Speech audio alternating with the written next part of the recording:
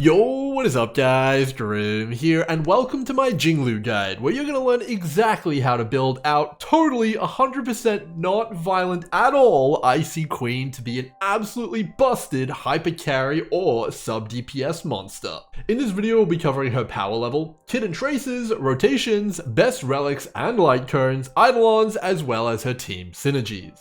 Jingliu is an ice destruction character, but honestly may as well be a hunt character as well. She excels at dealing absurd burst damage in both single target and AoE scenarios, and has access to multiple action boosting mechanics that make her move so often it feels almost unfair. But true to her destruction path, Jingliu has incredibly high base defensive stats, as well as destruction's signature life-sacrificing mechanic. Jingliu's entire kit focuses on dealing massive burst damage while in the transmigration state, a special stance she enters after accumulating enough Synergy stacks, after which she removes her blindfold to reveal her Mara-struck persona. While in the state and consumed by Mara, her main damaging ability, her skill, becomes enhanced, no longer costing skill points but draining the rest of her team's life in exchange for a massive damage boost and huge AoE potential. While in the transmigration state, Jingliu deals obscene damage, but outside of it she deals next to none, as you can see from this chart here. Meaning entering and staying in the transmigration state for as long as possible is your #1 priority. Lining up your team's buffs and debuffs with this rhythm is also essential for achieving maximum damage and playing Jingliu effectively. Jingliu is 100% a top tier damage dealer that thrives when combined with 5-star or 4-star supports to form hyper carry teams. But she can also be played alongside almost any other damaging character thanks to the fact she doesn't consume many skill points. So if you've been hanging out for a 5-star limited damaging character, she is certainly an excellent choice. You can fully expect her to hover around the top of tier list for quite some time now and into the future. So as we know, the main thing to worry about in Jingliu's kit is getting access to and staying in the transmigration state for as long as possible. In order to enter the transmigration state, you'll first need to accumulate 2 Synergy stacks, which can be tracked under Jingliu's portrait here, and gained by using a skill. Once in the state, Jingliu will gain an abundance of bonuses, and switch from accumulating Synergy stacks to spending them on enhanced skills. Once you run out of them, the transmigration state ends. Jingliu's talent, Crescent Transmigration, is what makes her Spectral Transmigration state so insanely busted. Upon entering the transmigration state after gaining her second stack of Synergy, her action will be immediately advanced forward 100%, granting her a free turn as soon as she enters. While in the Spectral Transmigration state, she gains a huge increased crit rate bonus. Her skill is enhanced, and all her attacks, both her ultimate and enhanced skill, consume 4% of each ally's HP in exchange for a colossal attack percentage boost, based on how much HP she consumes. At talent trace level 10, Jingliu gains 50% crit rate, and assuming you can drain enough life from your allies, you can expect a whopping 180% increased attack boost to all of your attacks while empowered. In order to cap out her life draining talent and gain the maximum 180% attack percent boost, you'll need to drain a total of 420 life from your team. To ensure you always drain the required amount, all you need is to make sure the total life of your other 3 teammates combines to equal 10,500 or higher.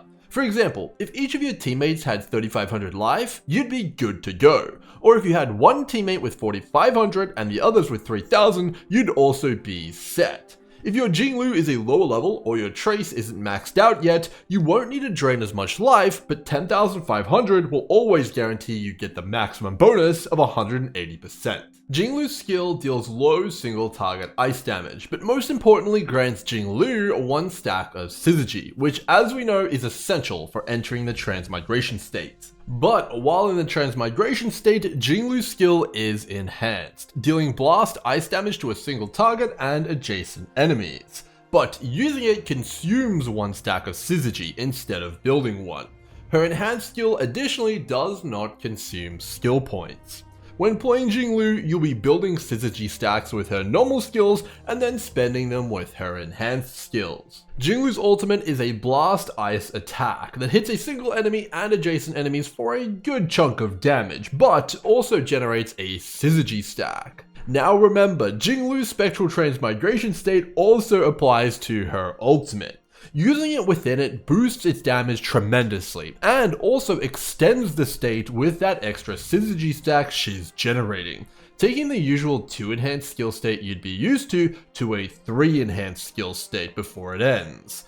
Thanks to these interactions, it's almost never worth using her ultimate outside of the transmigration state, except in emergencies or if the enemy is incredibly close to dying. To further double down and reinforce using her ultimate in the state, her third bonus ability actually grants her ultimate 20% increased damage when used in the transmigration state. Using Jingliu's technique summons an ice storm around her for 20 seconds that freezes any enemy it comes into contact with. Upon entering battle against a frozen enemy, Jingliu will start combat with 1 extra synergy stack and 15 extra energy. Any enemy frozen in the overworld will also have a chance to be frozen in combat, and this freeze isn't just for the first wave of enemies either. Every new wave of enemies will have that chance to be frozen. What makes her technique so strong though is that after you activate it, you can switch to any other character and the Ice Storm will still persist, granting all of its bonuses. To top it off, her Ice Storm also destroys any destructible terrain like barrels that it comes into contact with, meaning Jingliu is actually one of the best characters for simulated universe challenge stages. Jingliu's remaining 2 bonus abilities are definitely nice, but nothing game-breaking. Death Realm would grant you 35% effect res while in the spectral transmigration state, while Sword Champion will advance Jingliu's action forward by 10% after using Transcendent Flash, which is her unenhanced skill. It's worth noting this specific bonus ability doesn't change any of Jingliu's speed breakpoints or impact any speed sensitive team compositions, so don't pay it too much attention. Level up Jingliu's traces in the following order. Prioritize leveling both her talent and skill first, and try and get them to as high a level as possible. Jingliu's damage scales insanely with higher trace levels, so aim for level 8 to 10 on these 2. Next, level up her ultimate, and finally, if you really want to, as a lower priority, you can level up her basic. Whenever a bonus ability becomes available, unlock it as soon as possible, and prioritize getting these small crit damage and speed traces behind them. Start combat by using Jingliu's technique, then use any other useful techniques on your team. Use normal skills in combat until you enter the transmigration state, but always wait until her entry animation ends before activating any ultimates. Using her ult before the animation will not grant any of her talent bonuses, and team buffs used will waste their duration. While in the state, use her ultimate whenever available, and use enhanced skills until you run out of synergy stacks, then rinse and repeat.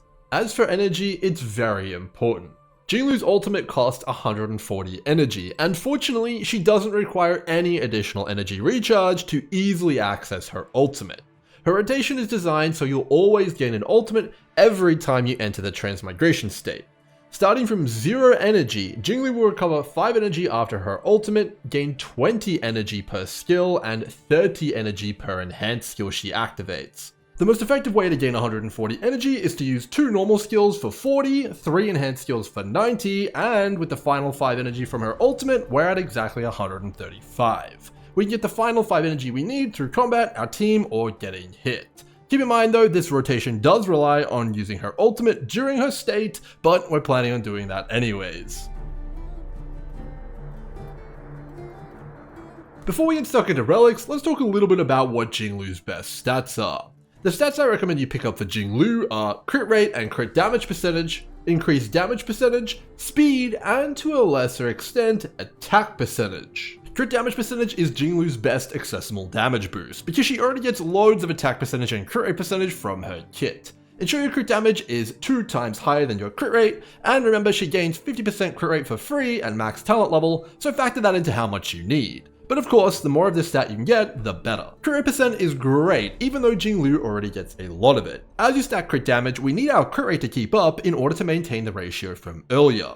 In Endgame, you want to push her crit rate all the way to 100%. And after getting 50% for free and the 5% base every character gets naturally, that means you only need 45% from gear, which isn't too hard to manage and is a big DPS boost. Speed is excellent for Jingliu, granting damage and consistency, and thanks to her low skill point cost, there's very little downside to using it.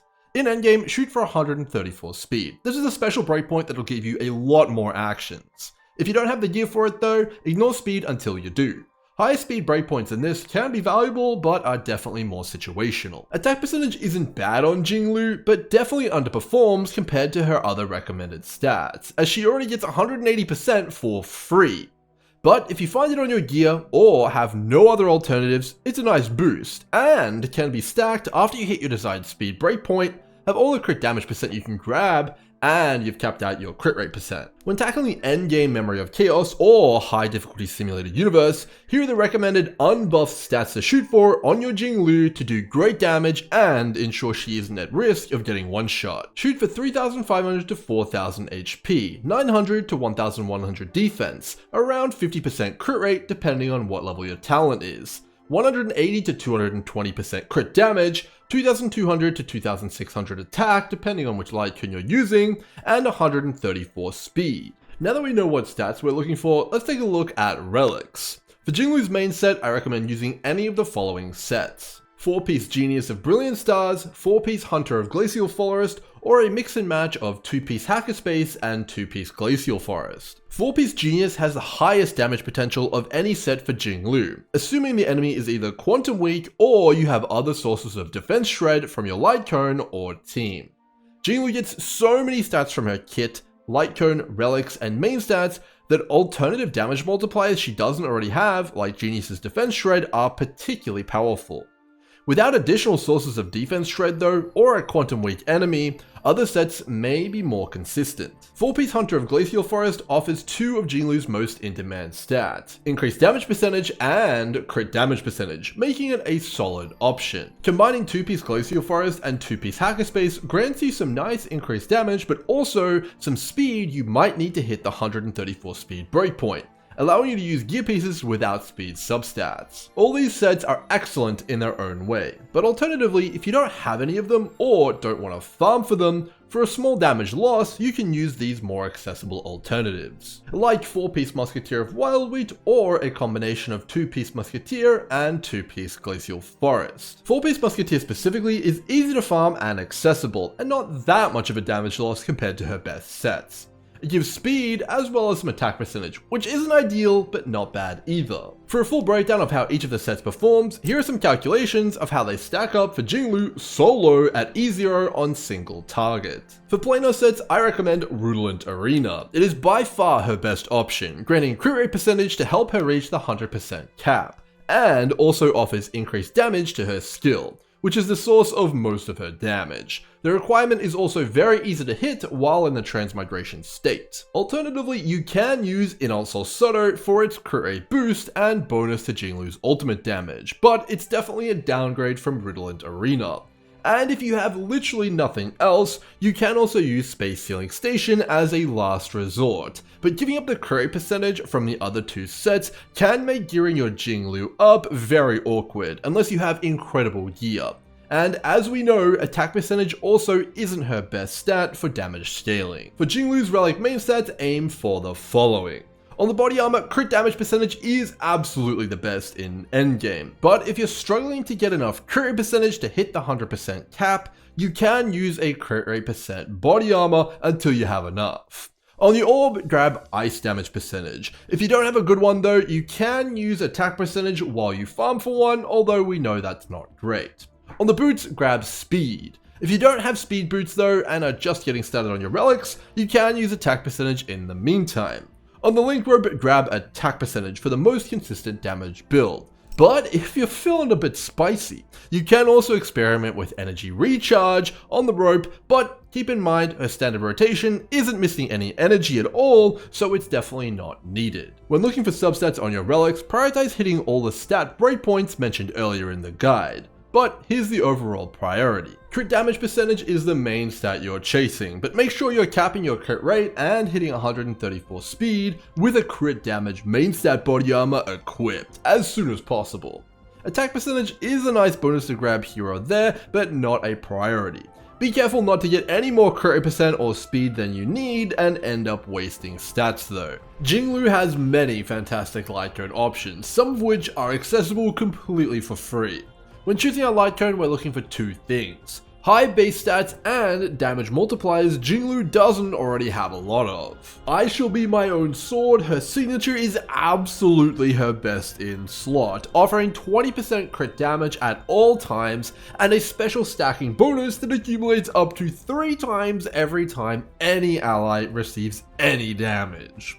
When Jingliu uses an attack in the Spectral Transmigration state, draining her allies' HP, this actually counts as 3 stacks immediately, granting her the maximum bonus of this Lightcone every single attack, which is equivalent to 42% increased damage and 12% defense shred.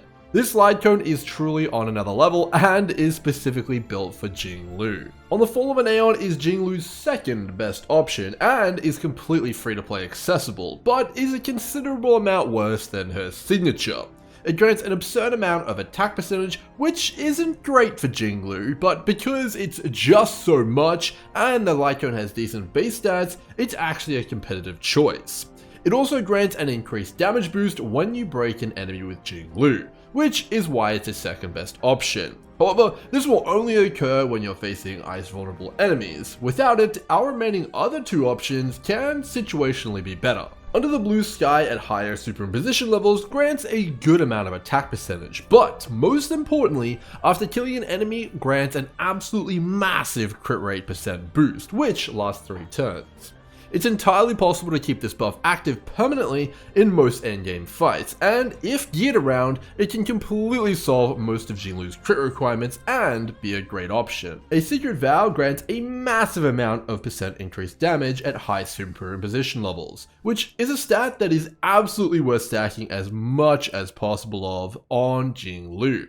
Unfortunately, the conditional effect granting even more damage is very hard for Jingliu to make use of, so it's unlikely to ever come into effect. Even without it though, at S5 it can compete with On the Fall of an Aeon. Overall, her signature is the clear winner and dominates every other option solo and in teams. But assuming the enemy is weak to ice, On the Fall of an Aeon is definitely her next best option. If you haven't raised, I absolutely recommend it. If you already have Under the Blue Sky or a Secret Vow raised though, they are both viable options that have their own upsides and are worth considering, but can only really match S5 On the Fall of an Aeon when they too are S5, which most of us honestly aren't going to have. Here is an exact breakdown of the damage difference between the Lightcones when Jingliu is at E0, solo, and fighting against a single target. Jingliu's Eidolons are not at all required for her to be a fully functioning beastly hypercarry or sub DPS, but if you're looking to invest more in Jingliu, her E1 and of course her E6 are definitely the ones to look out for. On the screen you can see how much each Eidolon increases Jingliu's damage compared to the last, when she's solo, using her signature, and in AoE or single target. Jingliu's E1 grants her 24% additional crit damage while in the transmigration state, and causes all of her blast attacks to deal 100% additional ice damage when hitting only one enemy. The second part of this Eidolon is a bit confusing due to the translation, but what you need to know is that when you're hitting one enemy, your enhanced skill that normally does 250% of her attack will do 350%. And her ultimate that normally does 300% will do 400%. Just remember though, you only get the extra ice damage when you're hitting exactly one enemy, so in AoE, you're only getting the 24% crit damage. Team building for Jingliu is incredibly diverse, with an insane amount of options open to her. So many actually that I'll be making a dedicated Jingliu team building video showcasing exactly how her best team comps work and how to set them up, so watch out for that one. But to give you a quick summary, her best teams are either Jingliu and 2 buffing or debuffing characters alongside a sustain, or Jingliu plus another damage dealer alongside a buffer or debuffer and a sustain. When looking for our ideal teammates, here's what we're looking for. For sustaining characters, we want someone that can keep the team alive for the duration of the encounter while Jingliu is constantly draining the team of life, all while also dealing with the usual incoming damage, of course. All the abundance characters are capable of fulfilling this role. For free-to-play and easy accessibility, Lynx and Natasha are outstanding choices, with Lynx specifically being great thanks to the constant heals from her talent keeping everyone topped off. On the higher end of things, Luocha is absolutely her best abundance partner right now though, keeping the team permanently 100% life and being fully skill point positive on top of all his other benefits. Preservation characters like Fushuan or Japad can also work, but are a bit of a risky choice as they have limited or no healing, making all of your battles a race against time to kill the enemy before Jingliu kills your team. Fushuan specifically can be worth the risk though, thanks to her crit rate boost. Alternatively, if you're having trouble surviving, you can also drop one of your buffers or debuffers from the above compositions to run both an abundance and a preservation at the same time. For buffers and debuffers, we're looking for characters that offer Jingliu damage multipliers she doesn't already get a ton of from her base kit and relics, and thanks to Jingliu's low skill point usage, we have plenty of options to choose from with no need to worry about running out of resources. Jingliu's best buffing option is absolutely, without a doubt, Bronya. Normally, Bronya has the massive downsides of requiring a literal truckload of skill points to operate, but with Jingliu, that's not an issue. By making Bronya 1 speed slower than your Jingliu and using her skill every action, you can double Jingliu's total moves in battle. The result of this is that you'll move in and out of the spectral transmigration state twice as fast, achieving close to 0 downtime. With this combo, you'll be using a minimum of 1 enhanced skill every time Bronya and Jingliu move together. This is close to permanent transmigration. Seriously, give it a go, it's busted. Tingyun is also excellent with Jingliu, granting a good stat boost and some additional base damage from Benediction, which with all of Jingliu's massive damage increases is incredibly valuable compared to on other characters. The energy from Tingyun's ultimate can be a little bit challenging to use, but if you time it just right, you can actually fit 2 ultimates at a time into some of your transmigration states, giving you a 4 enhanced skill combo instead of 3. At worst, Tingyu is a pile of damage multipliers Jingliu wants, and at best, she enables insane burst damage combos. Asta and Yukong can also be great when paired with Jingliu, but are definitely a little trickier to use than the 2 just mentioned. They also carry a lot of their benefits in attack percentage boosts, which Jingliu already has a lot of, but feel free to use them nonetheless. For debuffers, both Pella and Silverwolf are absolutely incredible for Jingliu. Both of them offer massive defense shred debuffs, which only get more powerful when stacking more of them together. Meaning with her signature Lightcone and the Quantum set, you're getting serious value. Silverwolf and Pella at Eidolon 4 also offer Ice Resistance Shred, which is another multiplier Jingliu wants desperately and doesn't get in her kit. Both of these characters are all around great options for Jingliu teams. For potential sub-DPS partners, Jingliu can be paired with absolutely anyone, as long as they don't use too many skill points like a character like Imbibitor Lune. But her best DPS partner in crime is without a doubt Blade. Every time Jingliu attacks, she drains the team's HP. This drain counts as dealing damage to Blade, triggering his talent. This turns him into an absolute AoE monster with near immortality thanks to all of his healing. If you have him, I definitely recommend trying out the combo. Here are some example teams to get you started. For free to play, I recommend trying a team of Jingliu, Tingyun or Asta, Pella, and Lynx, Natasha, or Bailu. But if you're having trouble surviving with this team, feel free to sub out Pella, Asta, or Tingyun in this example for a preservation character like March, fireman character, or Japad. For the most consistent hypercarry Jingliu team that works decently on autoplay, try out Jingliu, Bronya, Pella or Silverwolf, and any abundance character. For speed clearing Memory of Chaos and the biggest burst potential, I found this hypercarry team to be the best. Jingliu, Bronya, Tingyun, and any abundance character or Fushuan. This team requires manual play though, and careful management of ultimates and skill points. It's definitely not easy to play, but you can get some pretty crazy 0 cycles. Jingliu really is incredibly flexible with so many synergies. These were just a few.